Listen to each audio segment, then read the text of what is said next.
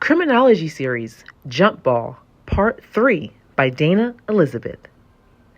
Please take a moment to like and subscribe before we begin. Josh was knee-deep in Roger Patton's financial records when he got the text from Greg to review the financial records for the Rich City Rooster team as well.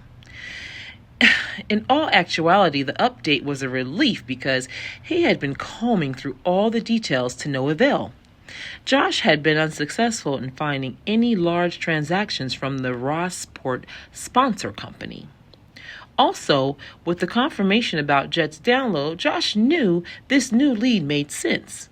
Greg sent over the approval, and Josh paused and logged out of Roger Patton's account and headed over to the finance office for the basketball team to begin combing there.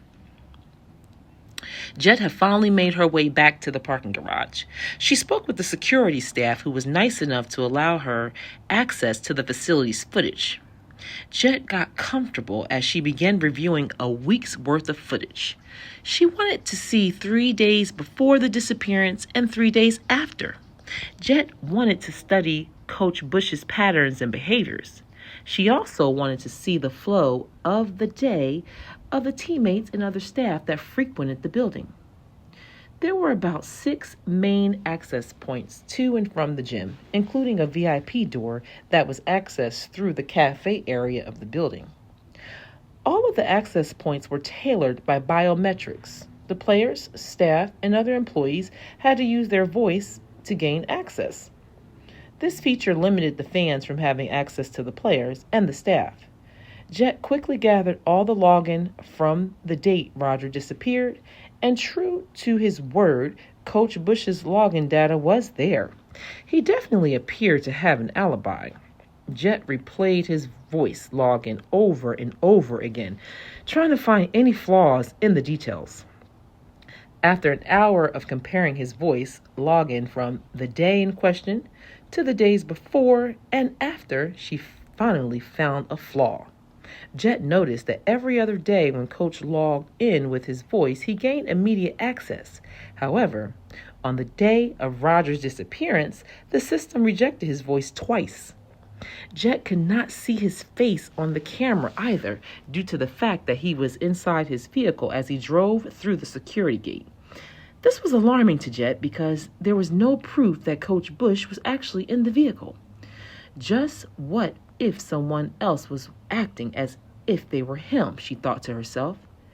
Not to get too carried away with the what ifs, but Jet definitely put a pin in that detail. She didn't dwell on the discovery too long because she had to clear all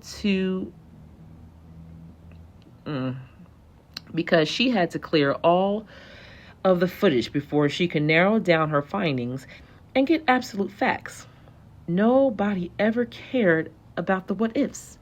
The fact was that there was a high-profile athlete who just closed a multi-million-dollar sponsor, and he just disappeared into thin air, and his coach just randomly wanted to volunteer that he had an alibi. All of the details surrounding the case were becoming obvious to Jet that there was some foul play. Jet was finally able to get confirmation from her download. She saw the footage of Coach Bush getting into the vehicle with Roger. It was hard to see if and what he had given him, and there was no audio, but there was the ocular proof that they definitely met before Roger set out to secure the sponsorship. Now, Josh's audit would be crucial to the case because Jet wanted to follow the money in hopes that she can get a leg up on what has happened to Roger Patton. As Jet was leaving the facility, she was approached in the parking lot by a man that she was introduced to as Roger Patton's father. He was a tall man with a very muscular build. His face looked weak, as you could see the stress and concern regarding his son's disappearance. "Hello," he said. "I'm Daniel Patton. I'm Roger's father. The security guard told me that you're investigating my son's disappearance." He said that as he reached out to shake Jet's hand. Jet was very particular about touching others because she was always protecting her energy. She hesitated to shake his hand, but she knew he was just emotional and looking for answers, just like Jet. "Have you gotten any leads about my son?" he said, as his eyes slowly filled with tears. Jet was a huge empath, but she knew now was not the time to share this emotion. She empathized with Mr. Patton and expressed her apologies for what he was experiencing. She quickly reached into her bag, handed him her business card, and advised him that she was working diligently and that he was welcome to contact her any time. She knew that wasn't going to heal his pain, but at the moment, that was the best solution she could come up with. Mr. Patton accepted the card and thanked Jet. Then he said the strangest thing. "Coach Bush is a money-hungry, greedy man. I believe he'll do anything for material gain." Jet acted as if she didn't hear him, but she definitely made a mental note of Mr. Patton's impression of Coach Bush. Jet advised Mr. Patton that she was handling the situation as she walked him to his car and made sure he pulled away from the premises. That was a strange encounter. Why was he there, Jet thought? And how did he know I was at the gym? Clearly someone had alerted him.